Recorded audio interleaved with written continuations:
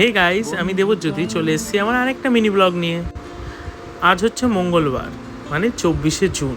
তাই সকালবেলা ঘুম থেকে উঠে নিজের লেবু জল তৈরি করে সেটাই খেয়ে নিয়েছি। ভাইয়ের পরীক্ষা আছে তাই রিভিশন দিচ্ছি। আমি নিজের বাচ্চাদের দেখে দাঁত মেজে চান করতে চলে যাই। চান করে এসে দেখি আজ ব্রেকফাস্ট আছে ঘুগনি আর আপেল। তারপর আয়নার সামনে কিছুক্ষণ ক্যাট মেরে নিজের ঝোলা নিয়ে আমি বেরিয়ে পড়ি। আজ আমি যাব হচ্ছে বাইকে করে। সকাল সকাল সবার আগে চলে যায় হচ্ছে বড় মানেও, এখানে আমার কিছু কাজ ছিল বিল্ডিং ডিপার্টমেন্টে। তারপর নিজেদের নতুন সাইটিকে দেখি কাজবাজ ভালোই চলছে। দুপুরে আজকে খাই হচ্ছে ভাত, পোস্ত, ভেজ ডাল, কষা ডিমের তরকারি আর ওটা থোর ভাজা মনে হয়। দেখছো কে পাহারা দিচ্ছে আমায়। বিকেলে চলে যাই হচ্ছে একটু বাগুইহাটিতে চা খেতে। তারপর চলে যাই হচ্ছে 99 ক্যাফেতে।